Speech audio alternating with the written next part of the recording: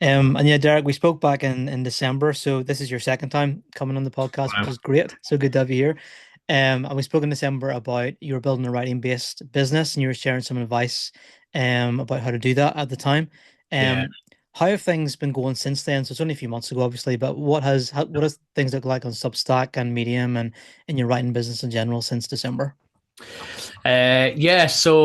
Substack has continued to grow.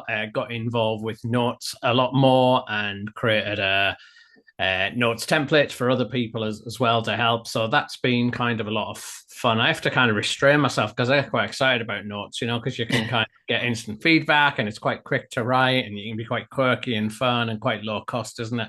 Hmm. So Substack been growing really well. I'm just coming to the end of, I mean, normally I just create like a lot of like standalone products that just do, but I'm doing a coaching cohort for people and teaching 6 teaching sessions to show them how to create their own digital products. So that's quite different for me, really. But that's been like really good fun. I just kind of tested it out, but like kind of working face. I mean, it's not face to face, is it? Because it's on Zoom or whatever. But kind of working with people rather than just creating helpful content and then they access it in their own time. So that's been interesting and fun, and that's Mm. probably at the kind of help people from getting started online to right through to grow an audience and then making money. So that's like at the other end of the spectrum, as it were. So that's been quite fun and Mm. just sharing kind of the stuff that I've learned about creating products. So that's been good fun, and it kind of mixes it up really from just teaching pure writing to a bit more the marketing of selling and products and that sort of stuff. So Mm. yeah, it's gone good stuff really, Mhm. and I mean, I'm sure it's the same for you. I mean, the thing I love. I mean, we're talking about just reducing the hours in my job, and I've had a lot. I mean, most of my life I've just worked full time, in where you're kind of doing what your boss says and trying to make a difference and that sort of stuff. But I just love like the autonomy and the freedom and how you've just got like direct access to people. Mm. And you can obviously you want to make money because you need to make money to pay your bills. But the idea that you can make a difference in people's lives, and I was just doing the teaching session last night and chatting to my wife about it over tea, and just like that idea of you just helping people who just want to like make money or create an audience, and you can just kind of give them some of the things that helped you, and you Mm. don't have any like organizational politics or whatever. It's just like that's just like, and I feel really like privileged of that because I know a lot of people are in jobs that frustrate them and they've got to do stuff they don't want to do or they don't have quite the autonomy. And so I think for those of us who've managed to do that, it's just like, yeah, grateful every day really for that freedom, autonomy, just to kind of make a difference. And Mm. when you write a post and it doesn't get any engagement, you get a bit frustrated. You know what I mean? It's a reminder, actually, I do get to do this, and this is very freeing and enjoying and stuff. So yeah, it's a lot of fun, and I'm very grateful that I can do it. Yeah, I feel exactly the same way. I think just this morning I was outside mowing the lawn in the sunshine and all that sort of thing, and just taking my time, having a bit of a slower morning. And I did actually think to myself at that time, it's so great that I can do this. Like if Yeah, I was in a full-time or even a part-time job, I wouldn't necessarily have the freedom to just take my time and do these things I want to do and just enjoy my life in this way. yeah, And yeah, as you said, the autonomy is fantastic, and just being able to help people in your own pace and in your own way, and at their yeah. own pace and in their own way as well. It's just amazing. Yeah, because obviously, like, there's kind of a little bit of a negative view online of sometimes of like the growth bros of people who are like growth hacks and they're trying to show you how to make 10K a year in order to get a Ferrari and stuff. And I quite like a selfish image, but my experience of most creators actually they want the freedom for themselves, but like they just love helping people, and they've learned some stuff and they want to pass it on. They're not really trying to like manipulate people and rip them off with scammy products. They just like want to get the win-win of helping people and then making money. And I mean, I'm sure you found the same when you interact with other writers and creators and you get like behind the scene. Actually, they're just like great people who just like want to help people and make money in the process. And it's a Yeah. great privilege that we land in that position, really. Exactly. Yeah. I think that is the real privilege in this whole process. Obviously the money's good, the time freedom is great, the autonomy is great, but just actually seeing how you can benefit other people and help them Yeah. is incredible, and it's such a rewarding feeling. Like I know that if anybody ever comes to me and says this is so helpful, or this opened my eyes to this, or this is just what I needed in this moment, that's far more gratifying than necessarily seeing like money rolling into your bank account, or or anything else in those kind of ways to do Yeah. with being a writer online. Yeah. Um, Yeah. yeah, massively find that. What advice would you give, Derek, to people who are just starting out in this process? So someone who's just maybe stumbled across you or me or anybody else online, and they want to get into this online writing business side of things. What is like the main really core piece of advice you would give someone who's in that moment? Yeah, I mean, you kind of remember back to like the early days, and it is like really, there's so much potential, and like anyone can do it. I'd like no writing background, I had no marketing background, no business background, etc. So I'm convinced anyone can do this. But like, I don't want to overpromise how easy it is. It's not complicated, it's quite simple, but a lot of people struggle. And so I think at the start, like the most important thing at the start is like to start, Hmm. and that like sounds really simple. And like when I'm particularly when I'm coaching new writers, I find that actually they don't focus on starting, they focus on getting an audience, or they focus on getting good, or they focus on making money. And it's like actually the hardest thing is to start and to become like consistent and regularly write. And that's like much trickier than we imagine. And that holds a lot of people back. And so like I find I'm still shocked, right, by how many writers are not actually writing. So I'll get like people commenting, and maybe, I mean, you see people who've like engaged with your stuff a lot, and you recognize some names, and then occasionally I'll look at what they're doing, and I'm like, this person hasn't wrote anything for 3 weeks yet. They've commented on 5 of my posts, and or they're getting my email letter, or even bought my courses and they haven't done anything. And it's like the most important thing is to start and become consistent. Like that's your goal, and you define what that means for you, but I would suggest that you get quite tangible. So it might be I'm going to post Substack note every day, or Twitter, I'm going to write a long form post every week. Decide what success looks like, that is not in the numbers of like your achievement, but in like you actually writing, and then just aim for that. And when you achieve that, that's like success. Particularly probably the first 3 months, I would say, Hmm. that is success. If you think, right, I want to write a long form post weekly on Substack or LinkedIn or whatever, then after 12 weeks, you need to have done 12 pieces of writing. And if you've done that, that's like success. And that's like really hard not to look at it and think, did anyone comment or like? And judge that as success. But like at the beginning, it just doesn't matter. It's completely irrelevant. The most important thing is to start. And once you've started and you become consistent, and you can think, actually, I could do this for the next 3 years. Once you've got that like system, and you've conquered, imposter syndrome and all that sort of stuff, then you can start to think, right, how do I actually get readers, and how do I get people to read my stuff and all that? But that's like step 2, or maybe even 3. It's not step 1. And if you think it's step 1, it'll just kill you. You know what I mean? Because the motivation will just kill you, because you won't get any engagement, or hardly any, or you'll get one week and not the next, and then that'll like kill you. That like if you can still be writing in 3 years, you'll find success. Hmm. And set that like at the goal. And that was the stuff I was taught by the people I was looking at in the early days, and that's like what held me on when I wanted to quit. I'd probably written 6, 7 months, I think, on Medium I was before, like I wasn't really getting any traction, and I was on the verge of quitting. And I remembered that advice of actually the aim is to keep writing, and it's a long-term goal. And if you're still in the game in 2, 3 years' time, you will win. So to kind of focus on that. But step 1 is to, when I'm like teaching you writers, I'll say step 1 is to get going, step 2 is to get good, and step 3 is to get results. And to think about it in them order. So once you become consistent, then you can start to think, right, how do I actually get good? And once you get good, then you might start to get some results. But that's like quite far down the line, really. Hmm. And that sounds logical, but everything in our being struggles with that. So new writers publish 4 things, and it's almost impossible not to look, did anyone like or comment, and judge that as a success. Yeah. So I think that's like the thing I just kind of hammer home to people when I'm like doing courses for new writers, or coaching new writers.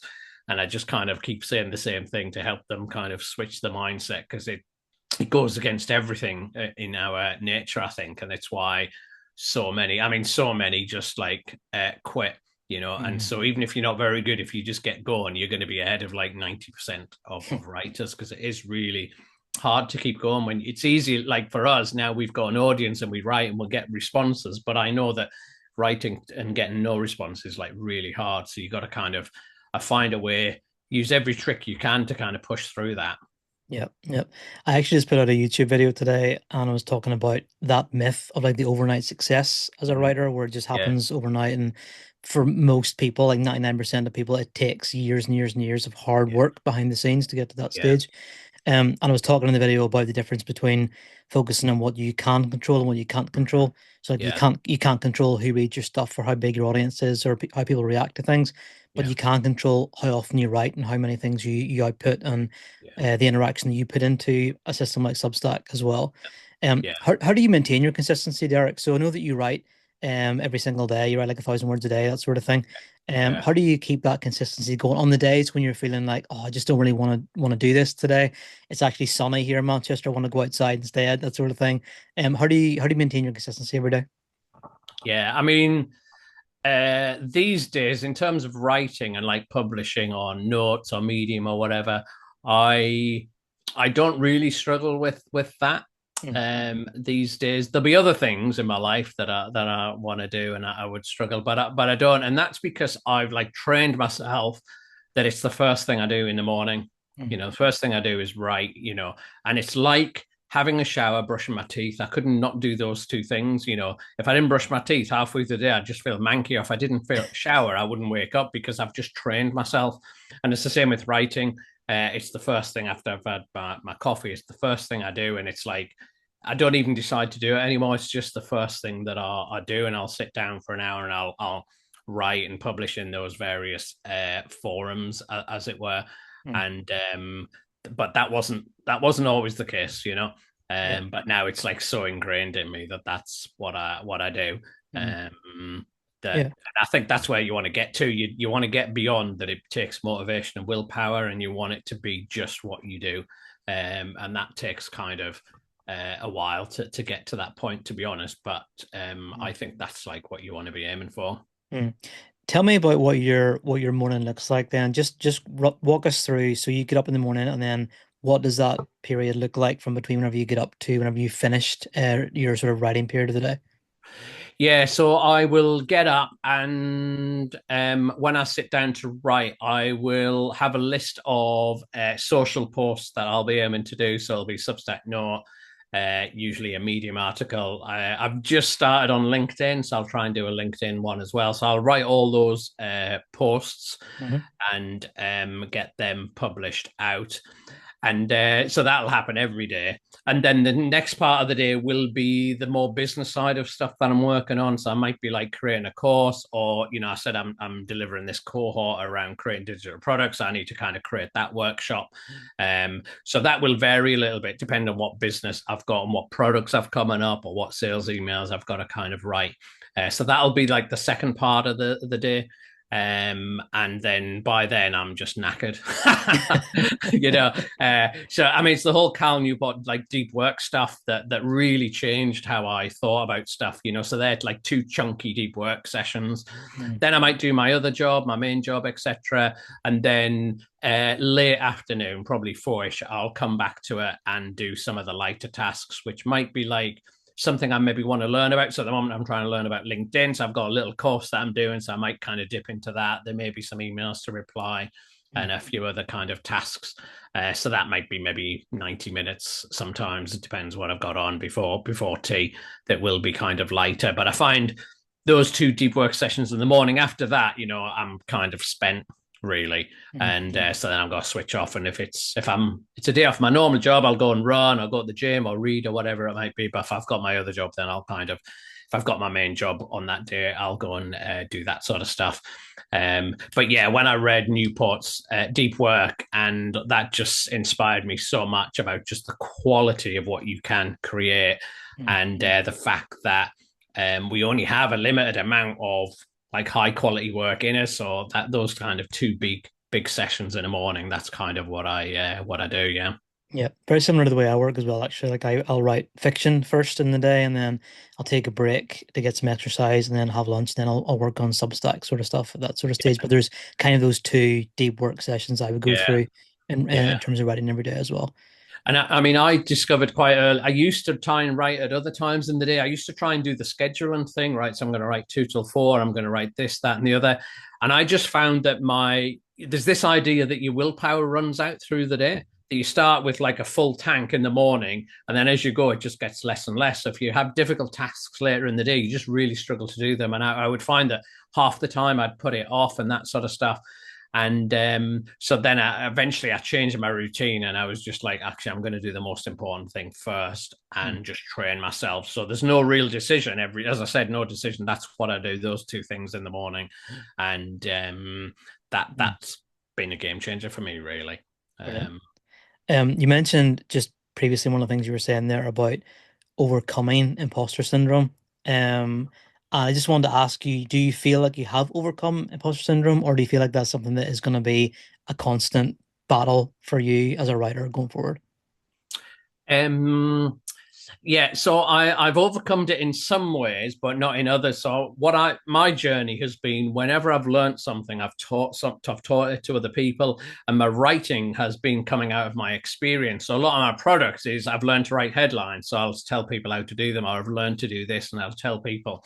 But because I learn a new thing and then I start to teach them again, it keeps coming back. So when I launched the cohort at the moment, which is about creating digital products, and that's the most expensive course that I've done. So that was like $249 for 6 sessions because it was live, and it was taking my time. I needed to price it at that.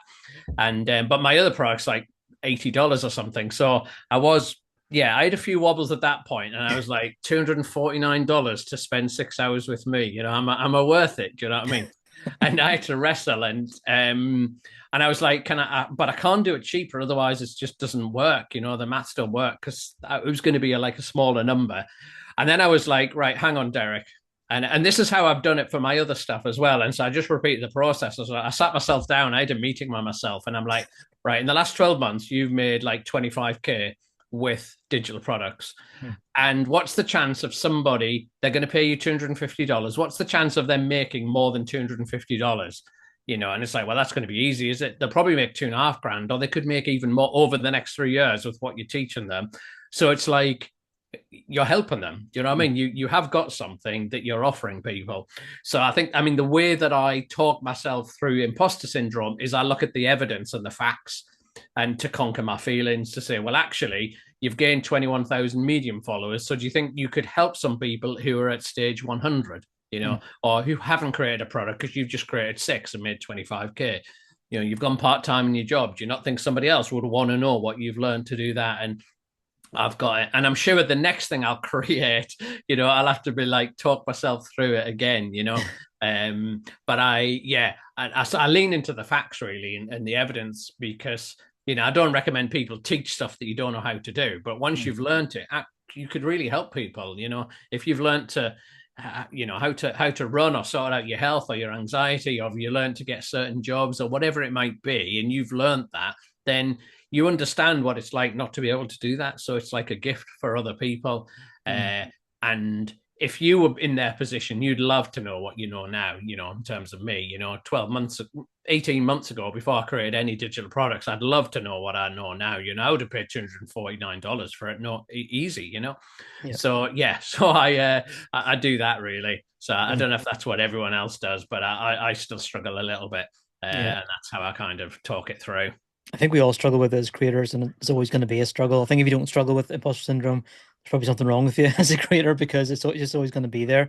But that's Yeah. great advice for how to deal with it, like looking at the facts and thinking about how you're going to help people, and how this would have helped you if you'd been in the same position back then. And obviously, I mean, 25K from digital products in a year is incredible. It's a brilliant achievement. Well done on that. What would you say is the biggest driver of that, Derek? So in terms of what produces sales, is that like your landing page copy? Is that how often you promote things? What would you say has really contributed to that success, Um, beyond so beyond the products themselves, obviously, but in terms of yeah, how you like promote them and you stuff? did it. Yeah, I mean, so in my first year, I did try a couple of products. I tried to sell a service, and I tried to sell an email course. And the service got zero sales, and the email course got hardly any sales. That I turned it into a freebie in the end. Hmm. And the big mistake I did with that was not just the product, but like, I had to sell the product. And that's been quite a journey for me, that like, you can't just create a product. And so the coaching cohort that I'm doing has got 6 sessions, and half the course is on selling. Mm. It's like half on creating, half on selling. Because most of us, if we're creators or writers, most of us don't come from a marketing background, a selling background. Mm. And so I had to work through that quite a lot, because for me, selling is about persuading someone to buy something they don't want to buy, and you trick them and then you run away and they're like, how did I pay that much for that? So I kind of struggled with that quite a lot. And then just learning like the buyer's process, that actually, and thinking about that for myself, if I'm going to buy something, it takes me a bit of a journey, because I think, is this the right thing for me? How much is it going to cost? Is there other things? I'm going to check the reviews. Do I trust this person? And Mm. yeah, I'm going to buy it, but am I going to buy it now or in 2 months' time? And I go on that like personal journey.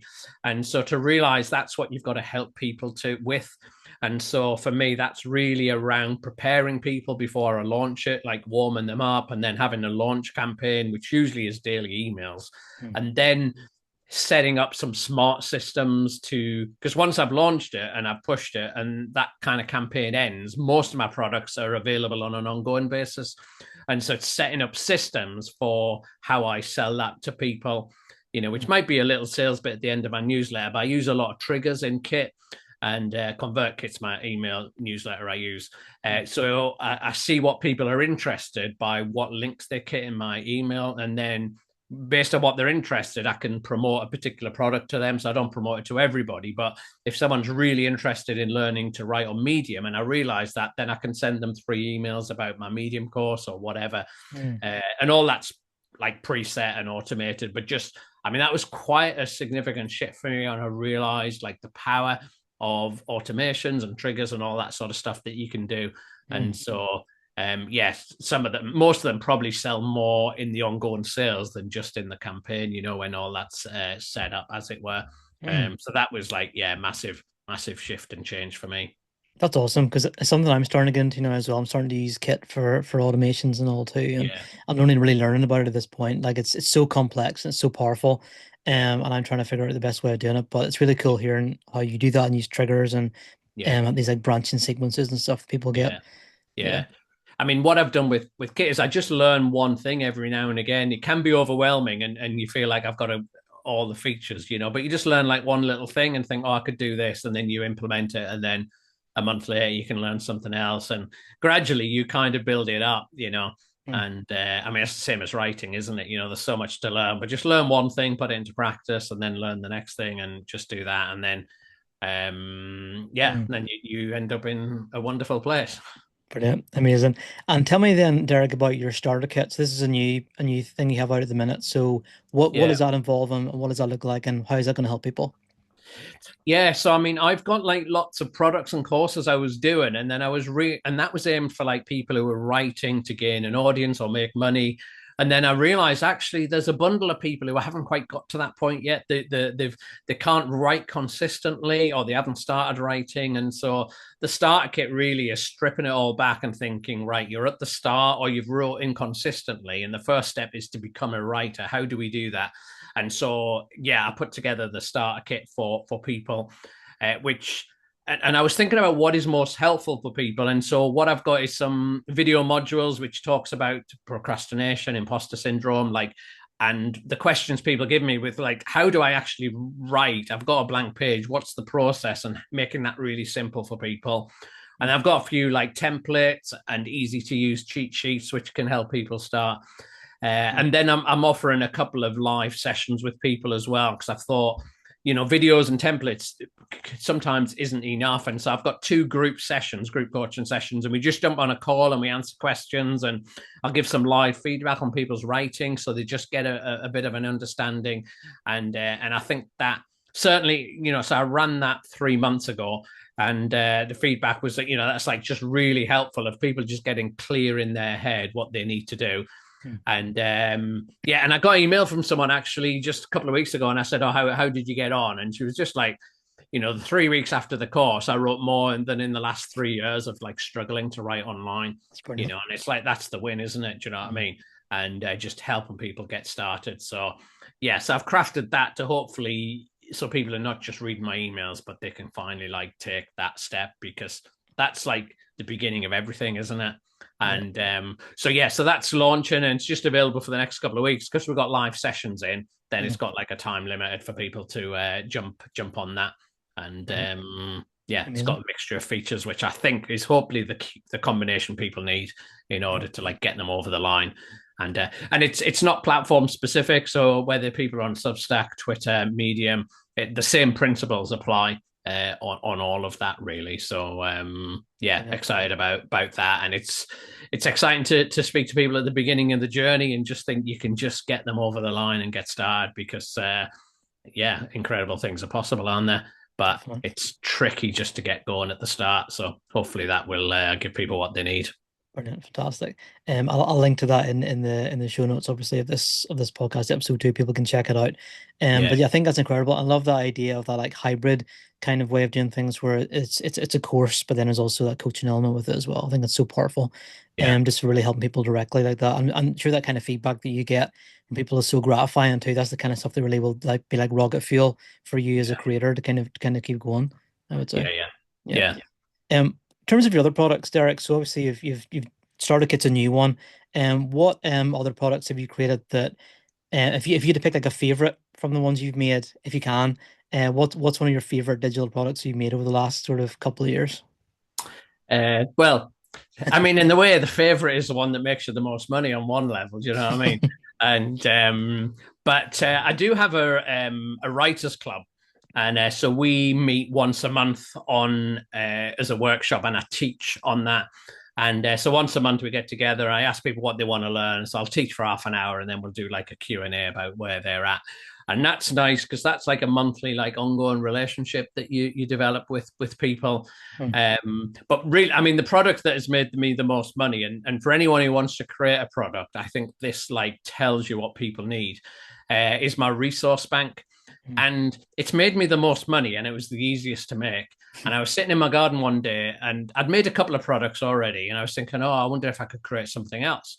And I was sitting in my garden, and I had this thought that after writing probably online for about 18 months, I had like all these resources that I'd created, you know, like for headlines, and I had frameworks I used for intros, and I had frameworks for outlines, and I had an editing checklist, and, you know, all those things that I'd use just to one by one learn how to write faster and how to write better.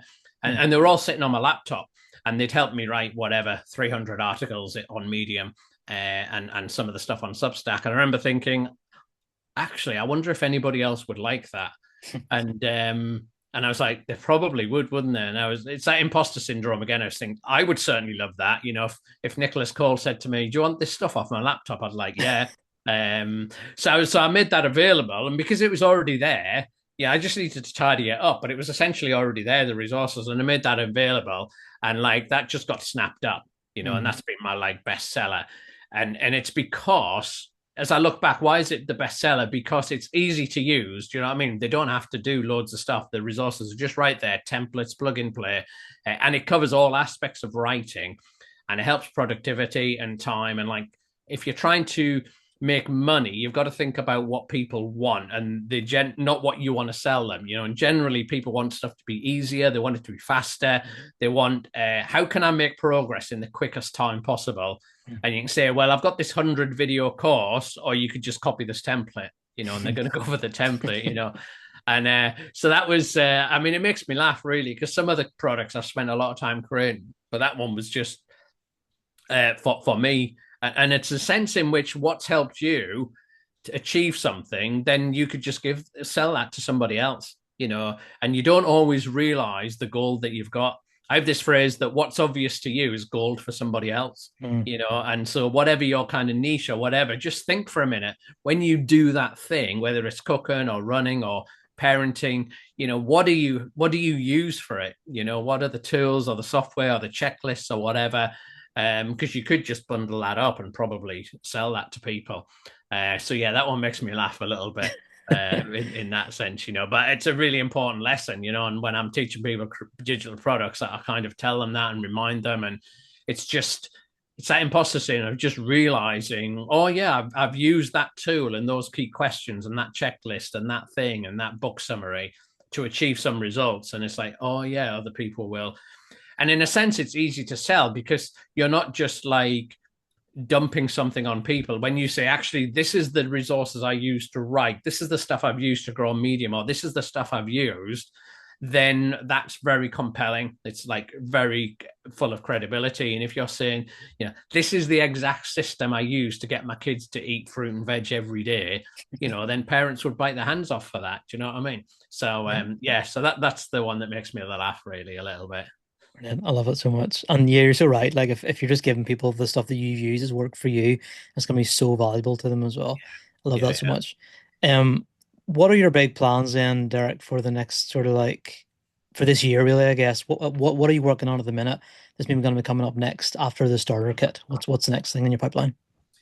yeah. So I mean, essentially, I have been a bit random and ad hoc because like when I started, I never had the plan to develop a writing business. I was just bored and I started writing and I thought, I wonder if people want this and people want that. And now after like creating six-digit products and earning enough to like drop down my wages, it's like, oh, maybe I should just be like a bit organized and stuff.